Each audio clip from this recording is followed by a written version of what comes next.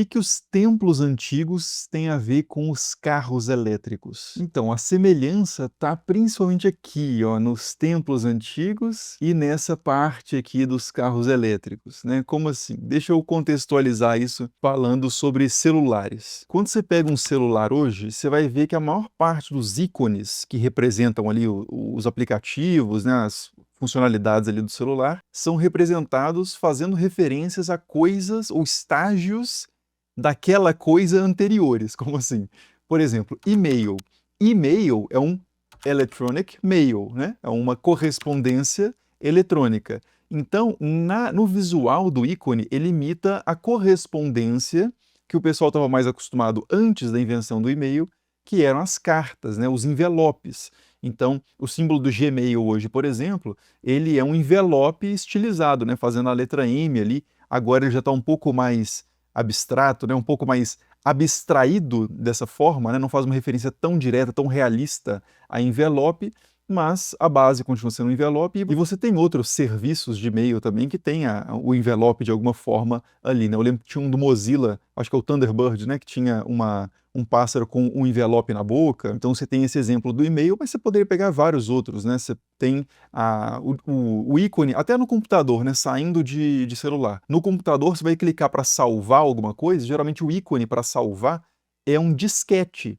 Muita gente hoje que clica nesse botão para salvar o estágio ali do seu texto, por exemplo, nunca viu um disquete, às vezes nem sabe o que é um disquete, né? Mas o disquete era uma mídia física de armazenamento de dados que, quando o computador estava se desenvolvendo ali, era uma coisa da realidade da época e continua preservado até hoje para remeter a essa ideia de registrar, de salvar, né, de não perder aquela informação. Voltando para o celular, você tem também o telefone, o símbolo de ligação é um telefone de gancho, né, aquele telefone fixo, que inclusive quando você pede para uma pessoa da minha idade, pelo menos, eu tenho 33 anos, né, ou mais velha, para ela fingir que está fazendo uma ligação, ela faz isso, né? Alô? Né, fazendo assim com a mão, representando esse telefone atende o telefone, né? A pessoa faz assim. Tira do gancho, né? E põe na orelha aquele telefone, que é o que aparece nos ícones de celular. Só que eu não tenho certeza, porque eu não tenho tanto contato assim, com pessoas mais novas do que eu. Mas dizem que gerações mais recentes, você fala assim, finge que você está atendendo o telefone aí, a pessoa faz assim, né? Como se fosse pegando o celular. Ou então, alô, né? Olhando assim de frente, como se fosse uma videochamada ou alguma coisa. Eu não tenho certeza se acontece isso, mas eu ouvi falar. E aí tem uma infinidade de outros exemplos, né? Você tem aquelas pastas de arquivo que você arrasta para a lixeira do computador, que a lixeira é representada por um cesto mesmo, né? Então, enfim, essas referências de coisas no mundo digital que não tem nenhuma necessidade de ter essa representação física, não tem essa materialidade, mas como tem a ver, né, as coisas, você remete a esses acessórios, esses objetos materiais. Um último exemplo que é interessante, que tem outro componente também curioso, é o da câmera. A câmera no celular, o ícone dela geralmente faz referência a uma câmera analógica, né, aquela câmera com corpo, pelo menos, né, com um formato assim de câmera tradicional, que não tem nada a ver com o formato da câmera do celular, que é só a lente, basicamente. Deixa eu pegar meu celular aqui. Você tem aqui as câmeras, né? Só as bolinhas aqui, não tem o formato do ícone, não corresponde a isso. E o interessante é que, para além do ícone, tem outra coisa que vale a pena destacar, que é quando você tira uma foto com a câmera do celular, ela faz um barulhinho, né? Então eu vou até colocar aqui, vou até tirar uma foto perto do microfone. Se não capturou, o editor coloca depois, né? Mas é um barulhinho de aquele clique. Inclusive, quando você pede para alguém fingir que tá tirando foto, a pessoa faz assim, ó. Pode fazer um barulhinho, né? Tipo, clique. Ou então, tch, tch, alguma coisa assim. Ficou parecendo que tá tirando leite da câmera, né? Tem esse barulhinho que a câmera do celular faz. Isso é mais ou menos a questão dos ícones, né? Do ícone remeter a algo anterior, só que sonoro. Porque a câmera analógica, ela faz esse barulho, não é de propósito. Ela faz esse barulho porque ela tem um mecanismo ali chamado obturador, que é tipo uma cortininha, né? Que abre e aí a luz entra e ela fecha. E aí essa luz marca ali no sensor, né? Cria a imagem, né? A foto propriamente dita. Então, você tem, por exemplo, você pode usar, por exemplo, o obturador com uma velocidade maior, que ele vai abrir e fechar rapidinho. E aí você vai ter uma foto com menos luz, mais estável, né? Tipo assim, sem rastro de movimento, porque a luz entrou por pouco tempo, marcou por pouco tempo o sensor. Quando você tira uma foto com a velocidade do obturador menor, ela abre e demora um pouco mais a fechar. Então você tem a foto mais clara e geralmente marca, né, o rastro do movimento se a coisa que você tirou foto está se movimentando. Então, isso é o obturador. E o obturador, ele não tem obturador físico dessa forma em câmera de celular. Você tem um obturador digital. Você clica e ele liga a câmera, o sensor por um tempo, né? Mais ou menos isso, tá? O funcionamento é mais ou menos isso. Eu não tenho tanta certeza assim, na parte da câmera do celular, mas eu sei que não tem obturador físico. Mas o obturador, ele basicamente liga, né? O sensor liga e desliga. Então você tem um funcionamento, você tem um obturador digital, mas você não tem esse obturador físico. E o obturador digital, ele não faz barulho, não abre nenhuma cortininha e fecha. Esse barulho de clique da câmera, ele é uma característica da operação física que gera um som do obturador. Na câmera de celular, quando você clica e faz esse barulho, é um barulho artificial, colocado lá, não precisava ter. Inclusive, na hora que eu fui tirar essa foto e coloquei o microfone aqui, a câmera perto do microfone para vocês ouvirem o clique, eu tive que tirar do modo não perturbe, porque se tiver no não perturbe, eu acho que não faz o barulho. Porque, quer ver? Aí, tô tirando foto e não tá dando barulho, porque é um barulho artificial, né? Tipo, é um arquivo, imagino, de som. Ponto WMA, sei lá qual é isso? WMA ou, sei lá, MP3. E por que eu tô falando isso tudo e o que isso tem a ver com templos antigos e com carros elétricos, né? Isso tudo que eu falei, essa questão de formas imitarem outras formas, mantendo elementos que eram funcionais, né, característicos da forma anterior, mas que nessa nova forma são meramente ornamentais, né, imitam algo que era mais antigo para gerar maior familiaridade, ou imitam algo superior. Isso tem esse caso também, a gente vai ver no caso da antiguidade, tem esse uso também, você imitar algo para parecer remeter a algo de maior valor. Mas nos exemplos que eu estou trazendo aqui, imita coisas anteriores, né, para manter a familiaridade da pessoa com o objeto. Então, o telefone mudou de forma e funciona de uma forma diferente, mas você faz os ícones que remetem à experiência de usuário, por assim dizer, anterior para manter a pessoa, para ser mais intuitivo de usar, né? Isso aí é chamado de skeuomorfismo. O conceito é esse, né? Skeu é de ferramenta, utensílio em grego, skeus, né? E morfé é forma, igual de metamorfose, né? De uma forma além de mudar de forma. Então, o esqueomorfismo são essas formas que imitam outras, com esses propósitos que eu falei. E, como eu disse, isso tem a ver com a experiência do usuário, né? Hoje se fala em user experience, né? UX design, se você criar, trabalhar esses conceitos, essa estética, ideias para facilitar a experiência do usuário. Inclusive na Alura, que é a maior escola virtual de tecnologia da América Latina, tem lá uma carreira completa de UX design, né, de design de experiência do usuário, organizada do básico ao avançado, né, para você aprender tanto em conteúdo teórico quanto prático, como fazer a pesquisa, fazer prototipação, né, todas as etapas do trabalho de um UX design. Tem também carreira de UI design, que é User Interface, que também complementa bem a questão do UX design, né? Tem algumas diferenças ali, algumas especificidades, mas andam bem juntas essas questões. Tem também, claro, carreiras ali de programação, de edição de vídeo, de inteligência artificial, todas elas com professores experientes, né, que conhecem bem o mercado de trabalho. Então, se você se interessa por essas áreas, né, quer entrar nessas áreas de tecnologia ou aprimorar a sua formação, né, o seu currículo, conhecer mais gente no mercado, faça lá a sua matrícula na Alura e aproveita que os preços atuais, né, do início do ano agora, eu estou gravando esse vídeo em fevereiro, esses preços eles vão sofrer reajustes, né, como acontece normalmente, então aproveite agora já para garantir os valores atuais, link na descrição do vídeo e no primeiro comentário fixado, Alura. Mas voltando então na questão do esqueomorfismo, né, nesse conceito, isso não é uma coisa nova, assim, dos tempos em que já se fala em UX design. Isso é uma coisa que a gente no Egito Antigo já observa e na Grécia Antiga já observa. E essa é a parte mais interessante aqui para nós, que o canal costuma abordar mais história antiga, né? Então vão lá para aquele templo que eu mostrei lá de novo. Aliás, antes de ir para esse templo, eu vou para uma coisa mais antiga ainda. Deixa eu pegar aqui um artigo, que é um artigo que fala sobre esqueomorfos, né? Sobre essas formas que imitam outras, no caso do Egito Antigo. Esse pilar aqui, isso aqui tudo é pedra, tá? Toda essa estrutura que vocês estão vendo aqui, tanto o pilar quanto essas aqui de cima, são pedra. Mas vocês podem ver que esse pilar, ele sustenta um teto, né? Isso aqui está no complexo funerário do Djoser, né? O faraó lá da pirâmide escalonada, e lá tem também esse monumento, e essas colunas elas sustentam um teto, e esse teto tem umas coisas que você batendo o olho assim, imaginaria, né? Poderia imaginar, que são troncos, que é uma estrutura de madeira sustentada pelos pilares, mas não é, é pedra. Tudo que está aqui é pedra, está quebrado aqui na ponta, inclusive dá para ver melhor, né? Isso não é madeira. Só que imita madeira. Por quê? Porque os templos foram construídos por muito tempo de madeira, com madeira, né? Quando passaram a fazer templos com pedra, nessa arquitetura com pedra, eles mantiveram muito do visual dos templos anteriores.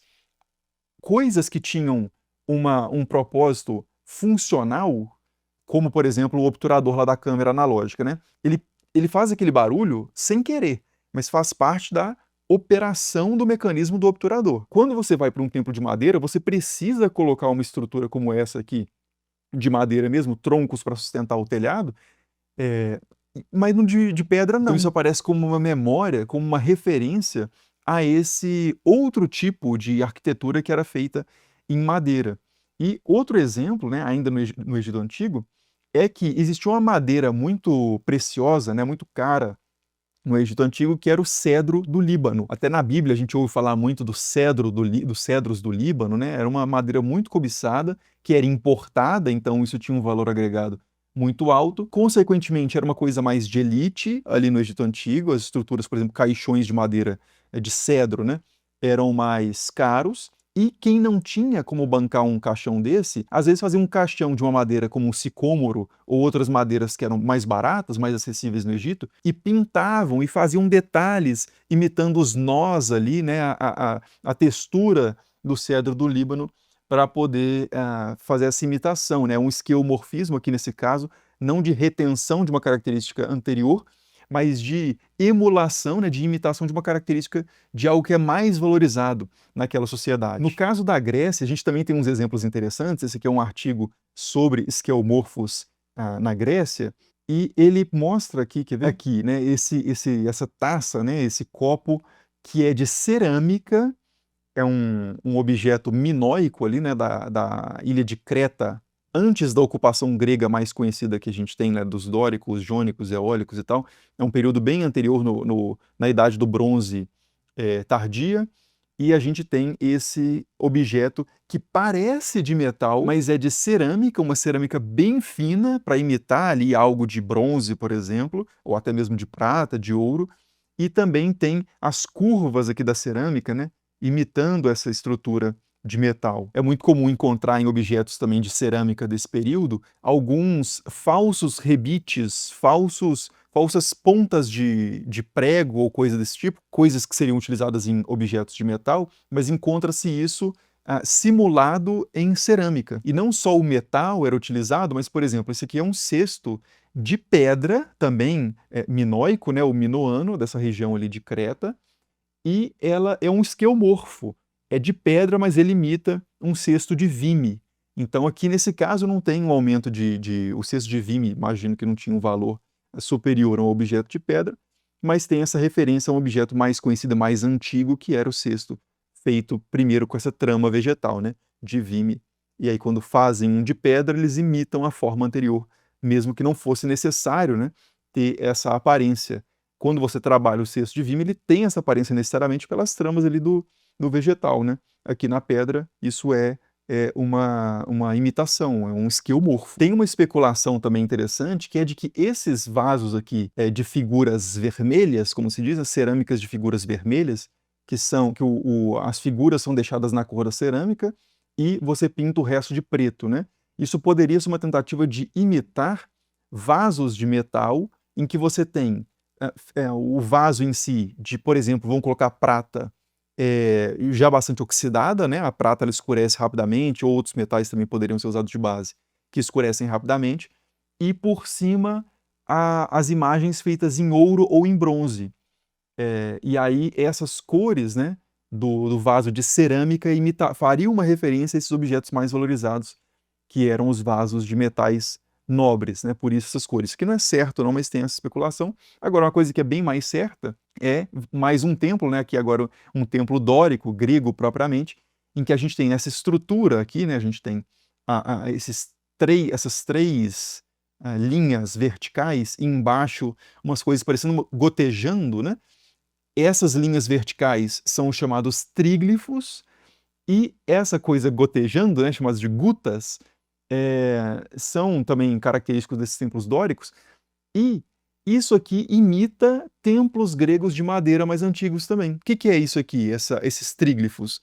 Isso imita as vigas de madeira que ficavam se projetando ali um pouco para fora da estrutura, né? Você colocava ali as colunas, né, também de madeira, a sustentação, né, de madeira ali, colocava depois a sustentação horizontal com as vigas e colocava o teto, né, fazia o telhado ali. E pela questão ali da viga que faz a sustentação do teto ficar um pouco projetada para fora, dava esse visual nos templos de madeira que, quando eles fazem de pedra, eles imitam isso. Mas isso é totalmente desnecessário, né? Não tem nenhuma função estrutural mais para sustentar o edifício. É só um relevo, né? Feito na pedra para fazer uma referência ao design mais antigo. E essas gutas provavelmente eram estruturas de madeira ali mais finas, que eram utilizadas para manter essas vigas no lugar, né? Então a gente tem esse exemplo bem famoso de um esquiomorfo na arquitetura de templos gregos. E a gente vai chegar no carro elétrico já já, mas só um exemplo também. Eu fiz um vídeo recente aqui no canal sobre gárgulas, e geralmente quando se pensa em gárgula, se pensa nessas figuras da Catedral de Notre Dame, né, que tem no Corcunda de Notre Dame, esses personagens, mas isso aqui não é exatamente uma gárgula, no sentido técnico do termo. Isso aqui é um grotesco ou uma quimera. E qual que é a diferença?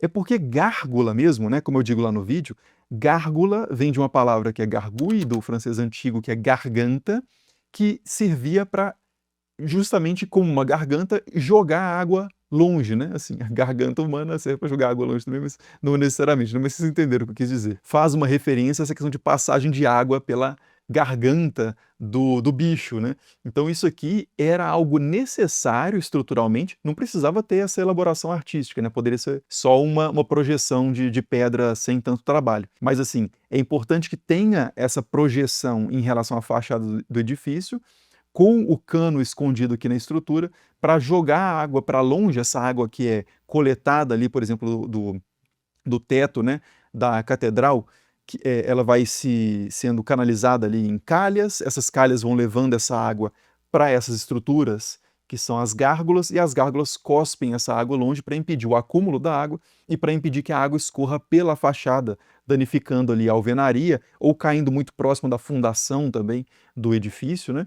Então, isso aqui é uma gárgula autêntica, né? Você vê a água, inclusive, saindo da garganta dela. Essa aqui, até no inverno, né, quando congela essa água, fica bem interessante, né? Você vê, então, que essa é uma gárgula autêntica, mas essa aqui não. Isso aqui é uma quimera ou um grotesco, que é uma escultura que imita a gárgula, mas que não tem função arquitetônica, não tem função estrutural. Claro que tem função arquitetônica, uma função não tão prática, né? Quer dizer, tem funções que eu explico lá no vídeo também, né? Que tem mais a ver com questões teológicas, pedagógicas, mas não tem uma necessidade para o edifício se manter em pé ou se manter conservado, como é o caso das gárgulas autênticas, né? Então isso aqui é um esquiomorfo.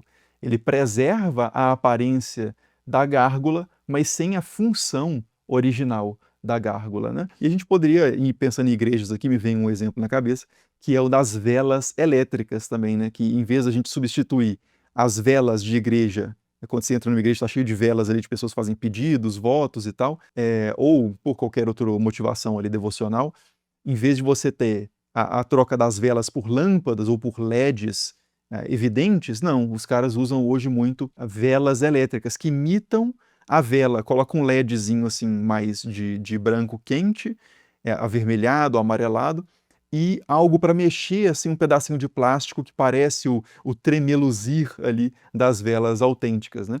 Então, tudo isso são esqueomorfos. E aí, finalmente, a gente chega no carro, né? Porque os carros, os automóveis, os carros os veículos automotores, né, porque carro pode ser um carro de boi, pode ser um carro de tração animal, né? Eu tô falando aqui de automóveis, de carros motorizados, e que esse motor não é um animal, é um motor, porque o cavalo também é um motor, né? Tanto é que o motor tem cavalos vapor. Mas enfim, o que eu tô querendo dizer é que o que a gente chama de carro hoje, se eu falar carro sem qualificar, vocês vão pensar num automóvel, né? Num carro de 4 rodas com motor. E esses carros, originalmente, eles tinham o aspecto muito parecido com o de uma carroça, puxada ali por boi ou por cavalo, só principalmente por cavalo, né? Mais usadas ali no ambiente urbano.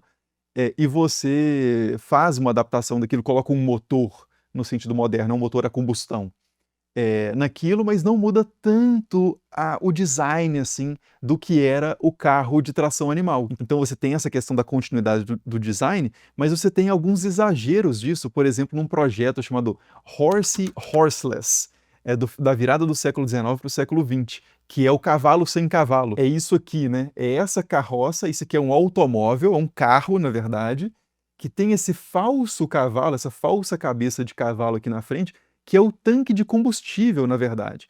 Só que ele tem essa forma de cavalo por dois motivos. Primeiro, ele tem uma questão, isso funciona para manter a família, quer dizer, é um motivo só que é um motivo complexo, porque ele mantém a familiaridade do objeto anterior, né? Porque antes os carros desse tipo tinham um cavalo na frente, esse aqui ele põe um cavalo falso na frente, então é um esquiomorfo, só que no caso aqui é um exemplo de HR design, né? De Horse Experience Design, ou seja, né? É um design para melhorar a experiência dos cavalos. Como assim? Para não assustar os cavalos porque nesse contexto, né, virado do 19 para o 20, você ainda tem muitos carros puxados por cavalo na rua, misturados com os carros automotores, com motor a combustão. Então, segundo o criador desse projeto aqui, era importante colocar um cavalo na frente para não assustar os outros cavalos, para melhorar a experiência dos outros cavalos. Ele diz o seguinte, né, especificamente, né, citando aqui o cara, que é um tal de Uriah Smith: o cavalo vivo estaria pensando que se tratava de outro cavalo quando ele visse, né, esse automóvel. E antes que pudesse perceber o engano e ver que havia sido ludibriado, a estranha carruagem já teria passado, e então já seria tarde demais para entrar em pânico ou se tornar arisco e indócil. Então aqui a ideia do cara era impedir que os cavalos, vendo aquele objeto totalmente misterioso, né, que anda por si mesmo, ficassem malucos e gerassem um caos urbano. Ele não está totalmente maluco ele mesmo, porque isso acontecia quando esses carros com motor a combustão se misturavam com carros movidos a cavalo, por exemplo, cavalos não vapor, mas cavalos físicos, tinha muito problema, mas não tanto por causa da aparência, mas por causa do barulho, principalmente. Nesses carros eram muito barulhentos, como continua sendo até hoje, né? Os carros em geral são bastante barulhentos, e isso assustava os cavalos, né? Além de questões de movimento mais rápido também, né? Então era mais isso que assustava o cavalo, mas ele propõe essa solução aí de colocar um cavalo na frente, que é bem estranha, né? Outros exemplos, né, de esqueomorfismo em carro, já que a gente está no assunto de carro antes de chegar no carro elétrico, são essas placas de madeira, né, estruturas de madeira, ou carros com cores mais que remetem à madeira. Isso nessas station wagons, né, as famosas peruas, tem muito ainda também essa lembrança, né, de um tempo de carroça, de carruagem. E até os raios das rodas, né, os raios de madeira, como eram as rodas de carruagem, isso é muito imitado até hoje nas calotas dos carros. Porque pensando num carro moderno, geralmente quando você tem um carro que tem roda de aço, quando você vê a roda de aço sem a calota, ela não tem aqueles raios que lembram, né? Aquela estrutura mais assim de linhas que lembram a roda de carroça, né, em que esses raios eram absolutamente imprescindíveis, né, eram estruturais para manter a coisa funcionando. No caso da roda uma roda de aço de um carro moderno, não precisa ser tão moderno, não pode ser um Uninho, por exemplo, um modelo antigo, você vai ver lá aquela roda de aço sem raios, e aí a calota que vai na frente, que é geralmente de plástico e que não segura nada do carro, né, você pode tirar a calota, não vai fazer diferença nenhuma em termos da sustentação do carro, você tem muitas vezes essas calotas rajadas, né, com raios que lembram muito o design tradicional das rodas desde os tempos mais primórdios, né? Quando esse objeto foi inventado. E aí a gente chega finalmente na questão dos carros elétricos, né? Esse carro que eu estou mostrando não é um carro elétrico, é um carro, é um Creta, né? Inclusive, eu falei dos minoicos lá no início do vídeo, da ilha de Creta. Esse aqui é um Creta, mas não necessariamente da ilha de Creta. E ele tem na parte da frente aqui isso que é chamado de grid, né, ou grelha, grade, que é algo necessário para carros com motor a combustão, porque você precisa de resfriar essa parte da frente do carro, porque o motor está explodindo o tempo inteiro. Ele funciona a combustão, ele funciona explodindo. Isso gera muito calor e um motor a combustão aproveita cerca de 20 a 30% da energia gerada por esse processo para efetivamente colocar o carro em movimento. O resto é disperso em grande parte em calor, né? E outras coisas como barulho. A parte de barulho, né, que gera o som é bem pequena assim, a quantidade de energia, mas guarda isso na cabeça. E aí, se você já tiver assim, ligando os pontos, né, você já vai entender o que é o esqueomorfo no caso dos carros elétricos, né, que é quando a gente vai para um carro desse, que é um carro elétrico, ele tem também uma grade gigantesca, né, uma grelha, um grid gigantesco frontal aqui, sem a menor necessidade. Assim, não precisava de uma grade dessa forma, porque o carro elétrico, ele não esquenta tanto quanto o carro, ele esquenta um pouquinho, né, aquele calor de bateria, mas ele, cerca de 80 a 90% da energia ali da bateria é transformada efetivamente em movimento, em energia cinética para fazer o carro andar. Então você não precisa dessa grade para fazer o resfriamento, né? Para o sistema de arrefecimento, ali, o radiador jogar esse calor para fora, né? Você não tem isso. Ventoinha, né? Que também tem na frente, geralmente, de carros assim. Eu tinha um Uno, por exemplo, que tinha uma ventoinha bem barulhenta, inclusive. Isso não tem nos carros elétricos. E a questão do barulho, né, falando no barulho, é outra coisa que os carros elétricos, em geral, tem muito pouco, né? Quem já esteve aí andando na rua e de repente passa um carro do seu lado e você nem ouviu o carro, então você escuta só um... tipo assim, mais o atrito do pneu, né, no chão do que o barulho de motor. Os carros realmente são muito silenciosos e, por causa disso, alguns carros elétricos têm sons artificiais de motor, que é uma coisa que lembra muito a questão lá do obturador da câmera, né, da câmera de celular, que você clica e ela faz um barulho que não precisava fazer. O carro elétrico ele faz barulho, alguns, né, fazem barulho de motor artificialmente, por uma questão de segurança até, o pessoal não está muito acostumado, então tem essa questão da familiaridade do esquemorfo, o pessoal não está muito acostumado a estar na rua, assim, com carros que não fazem barulho, né? Então pode ser perigoso. Tem gente que gosta do barulho também, do ronco do motor. E tem a questão voltando para a grelha, né? Tem a questão da familiaridade em termos visuais, de estética, de design. Quando você vê assim a frente de um Creta, muita gente acha isso aqui bonito. Pô, a grade ficou muito bonita. É um elemento que agrega um certo valor estético à coisa, né? Quando você vai fazer um carro elétrico, você não precisaria colocar isso, mas se você não coloca, ele fica estranho. Quando você vê um Tesla, por exemplo, o Tesla, ele é um carro muito diferentão, ele não tem essa grelha, né? Ele tem uma mini grelha aqui, porque você precisa de, até por questões de aerodinâmica, imagino eu, e questões de resfriamento ali mais básicos, você precisa de alguma grelha, mas ele tem só essa boquinha bem pequenininha, né? E tem essa cara meio de ninja, assim, meio de, sei lá, todo tampadão.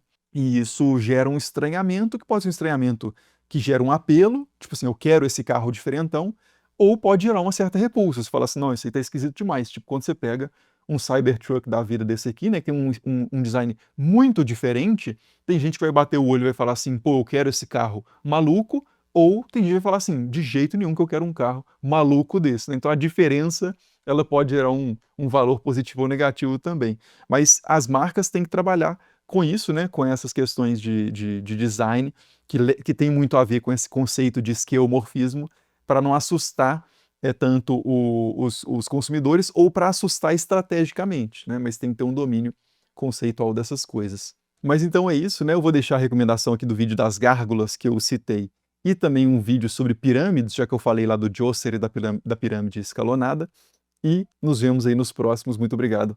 Falou!